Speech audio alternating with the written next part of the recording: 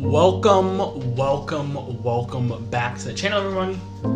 My name is Blue the Jaegers, and today I'm making a very somber video. This video had to get done. It must have been done. And unfortunately, today is the day where I must make the video that all of you wanted but never expected from me. But, contrary to popular belief, I do not like the ending, all of it. I do not like the entire ending. And I would not rank the ending a 10 out of 10. I've said multiple times that the ending for me is a 6 out of 10. Story, probably I'd say a 9.9. Obviously it's not a 10 out of 10 because of the ending. So, it's my somber duty to express my discontentment with the ending. So first and foremost, I want to say in no way is any of this Isayama's fault. Well, maybe a little bit dramatic. Some of it is Isayama's fault. He said he had a hard time writing all the themes, which makes sense because I'm not making excuses for Isayama. I'm just saying it makes sense because there's a bunch of themes that are going on. There's love, there's freedom, cycle of violence, forgiveness, joy, a whole lot of stuff that's happening in 139. Selfishness, a whole lot of things are happening in 139, and a whole lot of character motivations that are conflicting and complicated and layered. So, yes, he might have botched the themes a little bit. It might have been hard for him. Yes, however, that disgusting magazine, and I'm using such strong language with this magazine, even though it graced us with a generational masterpiece that will not be repeated in our lifetimes. The reason why I'm saying that Betsy Shonen Jump is disgusting is because they only offer the man 51 pages. And we all know that due to space constraints, he had to add an extra 8 in the Tokuban. Because we had so many questions that were completely unanswered. Because, in fact, the main question, did Aaron's plan succeed? Did Aaron actually succeed? Did Armin succeed? Was left completely ambiguous. Because Betsu Shonen Jump was like, we have to have 51 pages. And I've seen earlier before that pile of trash A&R came out, there was fan rewrites where they would take the actual panels and they would rewrite them in the word bubbles. They would rewrite some stuff. What they don't understand is that they have space constraints even within the word bubbles. The word bubbles have to be legible. That's all regulated. All that stuff is regulated. So you couldn't even do that. Okay, so while yes, he botched the themes, maybe on his own fault, it is also mainly those disgusting, filthy publishers at Betsy Shonen Jump that cost this man his legacy. Because, yes, you don't understand the story. Yes, you don't understand the themes. Yes, you guys are of lower intelligence to appreciate the story. All that is true. But at the same time, objectively, the story was bad, the ending was bad, and there's nobody on this earth, including the man himself, Isayama, who actually likes this ending and thinks it's perfect or good, right? Because it's not anywhere close to being good. But that it's not entirely his fault at all. And remember that he was going to split the last page into 8 panels because he was running out of space. It should not be a factor in how he's writing the story. Space became a factor. He avoided it for so long. He avoided the money situation for so long. He completely avoided it on both fronts. He avoided it. But when it came to the money, the last page, they're like, man, 51 pages max, and then you'll have an 8 more in the Tokuban. Yeah, as if we needed 8 more pages. We need like 20 or 30 more pages. No one can say maybe you should have split up into 2 chapters. I don't know if you should split up into 2 chapters or not. But thank the anime gods that they have blessed us with Mappa, which is completely in control of Isayama, which Isayama is in complete control of, and has full creative authority and has much more to work with. So they're able to create a much better, well-thought-out story with a greater emotional impact. Alright, now that my Isayama rant is out of the way, we are now going to actually dive into what I did not like about the ending slash 139. Alright, so first and foremost, the most obvious one, the punching bag. The execution was, and I hate to say this, I really hate to say this, and for those of you who this is my first video, please watch the other videos that I've made. Please. Whenever I post on r/retards, I always put, sorry for saying that word, this is what it's called. Whenever I post in that form, I always put why yes I write Isayama's dick. How could you tell? That tag. I always put that tag in there because I'm such an Isayama lover. Okay, so when I say this, please do not take this as I do not like Isayama, I don't like the ending, I like the story. I'm just stating objective facts. Okay, my opinion is irrelevant. Everyone's opinion is completely irrelevant. I'm just stating facts. Okay, the execution was atrocious. It was atrocious. I remember very plainly. I was reading 139, and we're at the part where it was like serial plot twist. It was Mikasa was the one he was waiting for. He killed his own mom or something along those lines, and then there was like 3 plot twists all within like 2 pages. It was completely wild. I was like, what the? I was like, oh, okay, let's skip over that. Oh, you some of your mom got killed by some time travel stuff. I guess we'll skip over that. I was like, oh, that was very off for me. It was very rushed, and the overall feel of the chapter felt just. I know a lot of Japanese people like to read, and unfortunately we cannot do this in the States, but a lot of Japanese people like to do this, like to read on the train in between going to work, and that is exactly not how I want this chapter or the story to go, which is why I cleared my schedule, went deep into the woods, literally, well, not deep, but I went to turn off my phone, went into the woods, cleared my schedule, and just read. I just read it straight through. Okay, I did no interruption. This is not me reading it between commutes. This is not me reading to fill time. This is I intentionally, months in advance, moved around everything in my life to read this, and it felt like Isayama 100% did not take the scenic route, which he should have took the scenic route. And again, I shouldn't say Isayama, I should say the story, because it's not Isayama's fault. It's not Isayama's fault. How much of his fault it is, I don't know, but this is definitely not all Isayama's fault, and most of it's to do with those disgusting people at Betsu Shorinja. Curses be on you. You should be ashamed of yourself. Curses be on you. So, yes. Isayama did not match that energy. He was, or not Isayama, the publishers, the story did not match that energy. It was as if I was, on a bullet train, and I was reading through, and the story was going way too fast. We did not take time to savor those sweet moments.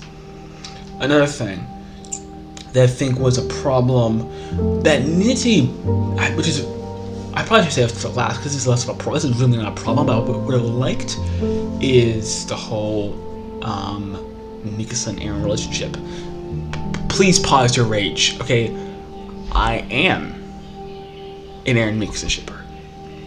Please look at my other videos, okay? Again, I'm just stating objective fact, okay? But it's more of a delicate balance because the entire point of Eren, one of the points of Eren's character is that you don't know what you're missing out on until it's taken from you, and we know this because it is said twice. First Lady Mitsubu says it to Annie, which is funny. Well, not funny. It's a good. Again, everything Isayama does is with great purpose and meaning. She says it to Annie because Annie's one of those people who, well, I'll explain later. She left her dad. Then when she left her dad, then she realized how much she loved her dad. Same thing with Eren, right? You don't know we have until it's taken from you, right? And that is what she says. And again, we have to understand that everything is said for a reason, especially in the last arc. And then of course Armin talks about it, talking 139, and then Zeke says the same thing. What a beautiful day, if only I noticed it earlier. Right, so those two, to me, and not to me, it's obviously a running theme here that Mikasa was his freedom. He would have been content just to love Mikasa and live with her. Yes, they're in walls. Who gives a damn, right? Again, if you want to hear my more nuanced opinion, you can go look at my, which might not be out yet or not. You can go look at my Nature of Freedom video I did just recently. You can go look at my Is Eren Free video. Again, these are extremely nuanced topics, and I really advise you not to throw up in the comment section just because you heard something that I said for 2 seconds and then you thought, hey, you're probably wrong with this. But if you think that I'm actually wrong and think you know what I'm talking about, if you think that you know what I'm talking about, then by all means throw up in the comment section. But Eren's freedom was Mikasa, as we all know. And but he was missing out on his freedom because he was so embittered and impassioned with chasing for his freedom, which again he was right to it was his right to do, but still he should just put it to the side, so to speak, and live with Mikasa. Again, more nuance than that, but that was the message of the story, which is why he couldn't love her too much, right? But I still think perhaps there should have been some more stuff. I mean, we have the season 2 finale. We have them. Most of the stuff we just have them blushing. Honestly, that's most of the confirmation we have. We also have a lot of symbolism. Like in 130, he says, "I want them to live long, happy lives," and then Mikasa is the closest. Like he's like imagining all them sitting, and Mikasa's like the closest one, which is again symbolism and very weak. And then of course we have if you want to say Mikasa and Armin, he says Mikasa first, so it's a lot of symbolism and you know, weird stuff. So it's again, it's a balance, because he had to not love her that much, because if he did, it would ruin the point of the story. But if he loved her too little, it sort of comes out of nowhere. So this is a very, very roundabout way of saying I wish that their love would have been improved upon in prior chapters, but I'm saying it in a much less way than what most people are saying. I don't think I should have passionately kissed under a tree, or Eren should have said I loved you every time he woke up and went to bed. I just, this is more complicated than that. Next thing, which is a little bit of my opinion. I guess it is my opinion, because we have stories like The Lady and the Tiger and Whiplash where things are left ambiguous, and I really did not like that.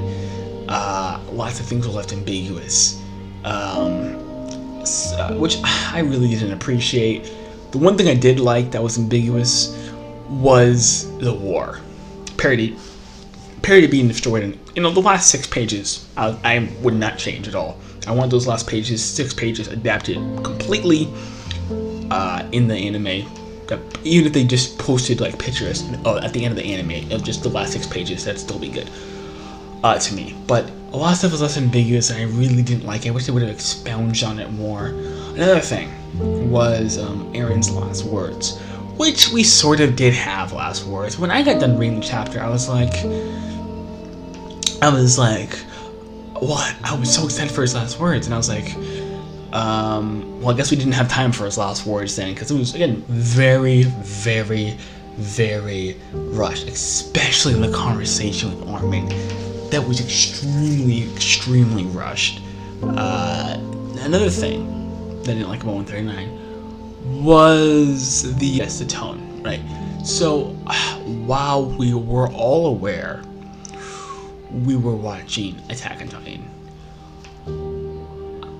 I was sort of hoping for more of a happier last panel, which again is part of goes with the last point I made about him being ambiguous, right? Well, actually, I probably should say the last 4 pages, actually, last 5 pages, because the tree page I had a problem with, but which I'm going to get into now, which is it felt like it just ended with the cycle of violence completing a full circle, which I'm not opposed to the kid finding the tree and restoring the Titan powers.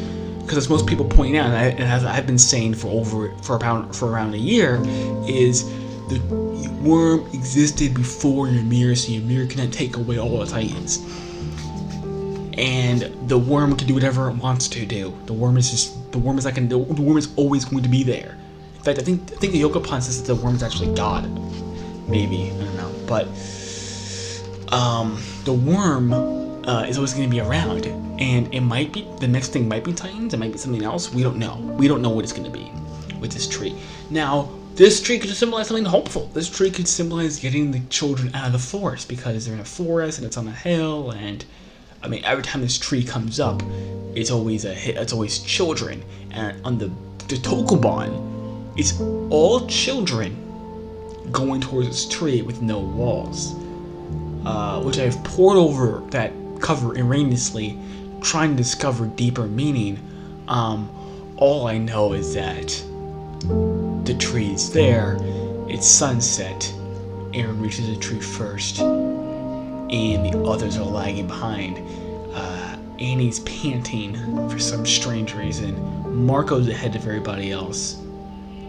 And yeah, I don't know what the symbol is supposed to be there, but what I'm trying to say is I just would appreciate something happy at the end, right? Like maybe Aaron saying to them, like, you're all free, right? Or live long happy lives at the end. You could have like cycle, you can have the guy fighting the tree and then have like something happy, like, you know, I don't know, because it'd have to be like a flashback. It'd have to be like a flash forward and a flashback. I don't know. I'm just saying, I really just want, when I read the book and I read the chapter, and when I see the end, I'm like, this just feels wrong. Like the You're Free panel that we saw in 2018, where the guy is holding the baby and says, you're free. We all collectively thought, oh, it's gonna be great, right? Especially during the rumbling days, like, okay, great, it's gonna complete the rumbling, then it's gonna, you know, like give birth to a kid, it's gonna go up to this kid and say, you're free, ending, all right, great, we're all crying, all right, awesome, Yama, you're so great. Of course, I do prefer this original one better than the one I just said,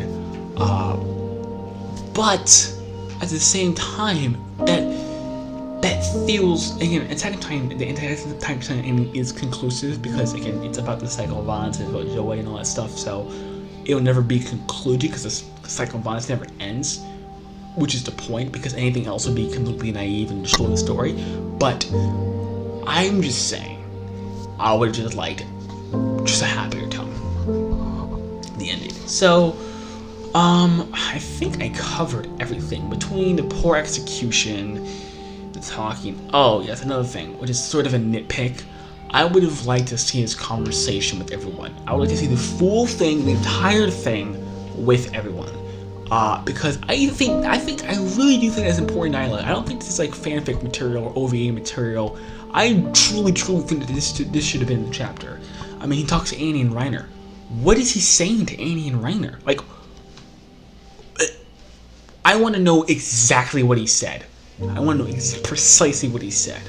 We know what he said to. I mean, I don't know. And I would also, on point 138, I also, this is again on the ambiguous stuff, I would like to know what is happening in 138. It's very unclear. Again, some of it is kind of obvious. It's like, okay, this is obviously not Mikasa because he's telling her to throw a scarf away. Obviously, she wouldn't dream that. What's happening here? I thought she was an Ackerman. I mean, there's a lot of questions in 138. So a lot are answerable. Some are simply confusing. Yeah, it's just very hard to follow along. I mean, maybe it's our fault. Maybe we're not intelligent enough to get what's happening and to see what's in front of our face. But yikes, very hard to follow the last two chapters. Alright, so that's my video. I'm not going to shoot a video like this ever again because there's a lot of hate going around about the ending. A lot of long video essays, a lot of rants, a lot of throw-up word soup about the ending that is completely illogical and disgusting and shows no respect for the story. Again, criticizing the story is not disrespectful. There's certain things that you guys say that are extremely disrespectful and extremely disgusting. And you know, I've covered a lot of it. Anime Ball Steve has got to be the worst, the absolute worst YouTuber as far as this goes. They are bottom tier, the worst people on this earth as far as Attack on Titan goes.